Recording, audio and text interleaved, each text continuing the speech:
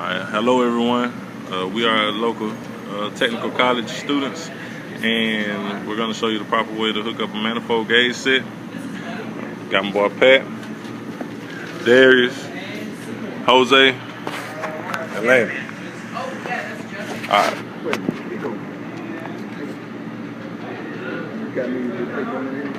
Oh no, we good. First thing, check your refrigerant. Make sure your gauges are compatible with the refrigerant you're checking. R410A. You look on these gauges and see that it does have a scale of R410A on both sides. Pink. The second thing I want to do is they are compatible. I'm going to check all your refrigerators, compressors, O-rings, and the hoses. Go ahead and check all 3 hoses on each end. Make sure you get it. What I'm looking for is good intact O-ring, and the Schrader depressor is in the middle of the O-ring. That one looks pretty good. Yeah, I got that. But now the high side's higher than the low side. It's 150. The low side's 50. Okay, now we're good. That one also looks pretty good.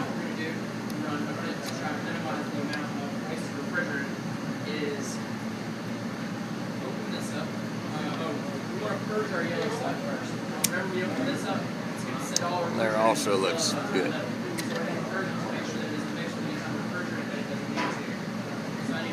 Check these front ones. They do not have a depressor in them, but they do have an O-ring in them. Not exactly sure whether you can see in there, but that looks good. Alright, so now that I've done that, all my refrigerant has gone from my red hose to my yellow hose. Looks good also. Now, I'm ready to close on my side shut-off valve. And I'm ready to... And that looks good also. So our O-rings are good, Schrader compressors are good. The next thing we're going to do is check these hoses for any damage. You can squeeze them if there's any cracks, any white, any kind of dry rot will show up, any kind of damage.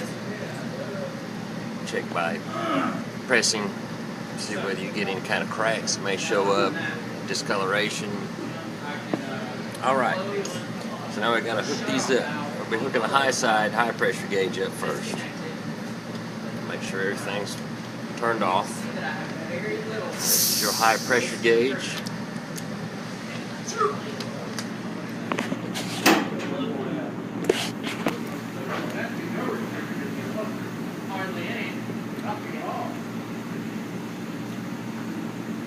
Do not let these touch the ground for contamination, dirt, whatever you may carry to your next unit. Try not to let these touch the ground if possible. When done with them, they need to be hooked back up here.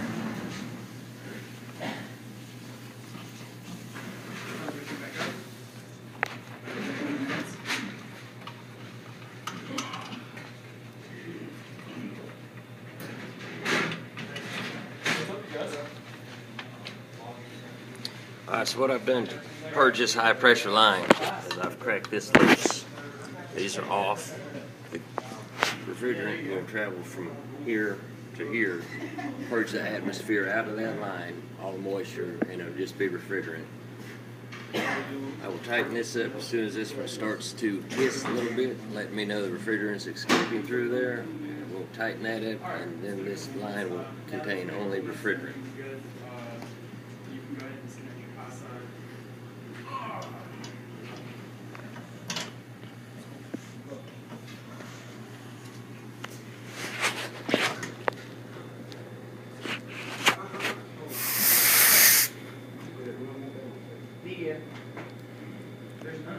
Okay.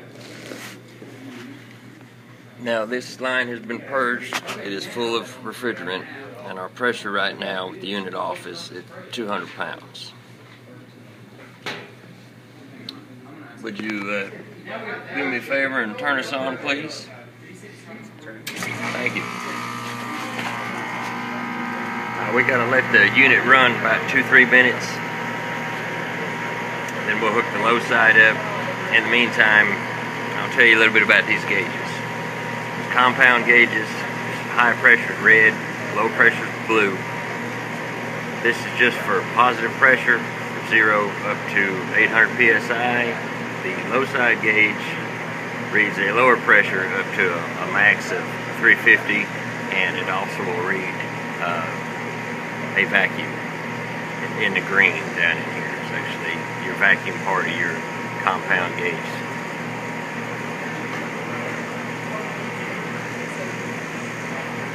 Alright, so we're gonna get ready to hook up this low pressure side. The unit has to be on when you hook the low pressure up. The unit has to be off when you hook the high pressure up. Yep. So, while we're waiting our 2 minutes, let's see what Darius got to say. Basically, also never forget to also check these when you put them on to make sure ain't no oil in them. Leak detection. Leak detection.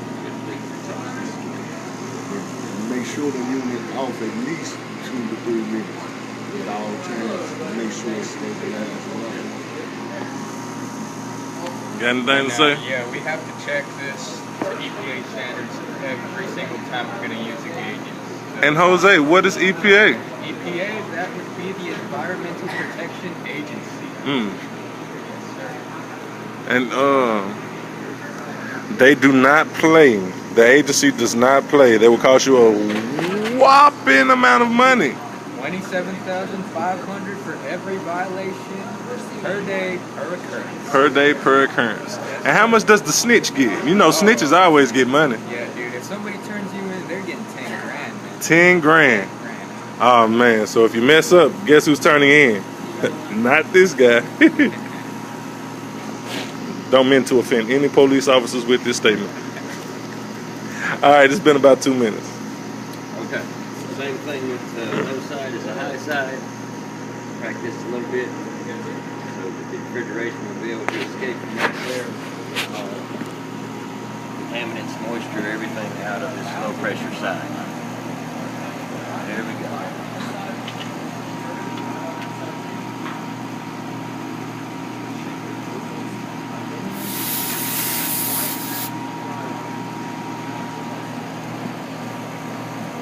Alright, so now we have low and high pressure hooked up. Got 250 psi on high pressure and about 115, maybe 120 on the low side. That's the proper way to hook up your gauges. Using these gauges to service your unit, check your unit, subcool, superheat, whatever. The purpose of this video is to just inform somebody how to properly hook up and disconnect refrigeration gauges with a minimal loss of refrigerant. So, let's see. I think we'll let it run for a minute, or are we ready to go ahead? It takes about 5 to 10 seconds for it to get to its maximum potential. Well, we will go ahead and do it. Now, what I need to do, I'm going to disconnect these gauges from this unit. And there is refrigerant in this gauge set right now. And this hose going back into the low side. I need to disconnect all this with a minimal loss of refrigerant. These ball valves are actually very, very handy. So what I'm going to do is I'm going to isolate the high side, turn it off. So what refrigerant is left in this line is not coming out of the air conditioning unit. It's actually just what's still in these gauges. Instead of wasting it into the atmosphere by just unscrewing everything, we are actually going to suck the refrigerant into the low side out of these gauges. In order to do that, I have to purge this yellow line and open manifolds, and it will travel from here over to this side here through this line, being this open, this being open also. This is isolated, so we are no longer pulling refrigerant out of the unit itself.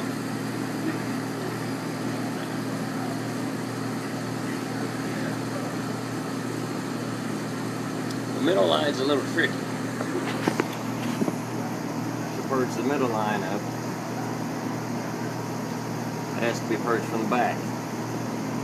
So we've already done our inspection. We know the O-rings, Schrader compressors are good. So what I'm going to do, isolated the system. I'm going to crack this back valve a little bit. Make sure that ball valve is open. This is closed. I'm going to now release some of this over into this yellow line and purge it out so we don't have any contaminants that go into the low side.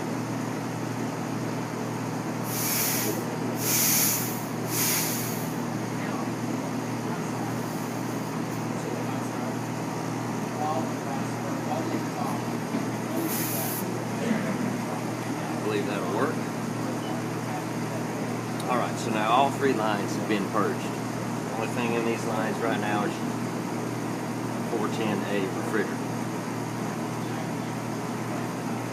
Now, when I open this left-hand manifold knob, it will allow pressure to go from the high side into the low side of the compressor, and you can see it on your gauges here. We're running about 130 and 125, 130 on both gauges. So pretty much the unit has sucked all that it can from these gauges into the low side. Let's see, we have about 120 and about 120. So the gauge is pretty much done. All right.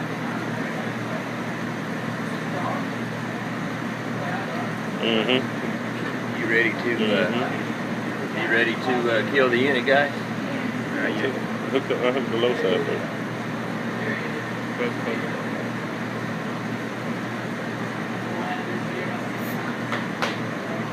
Alright, low side can be disconnected with the unit running. It needs to be connected with the unit running. High side can only be connected and disconnected with the unit off.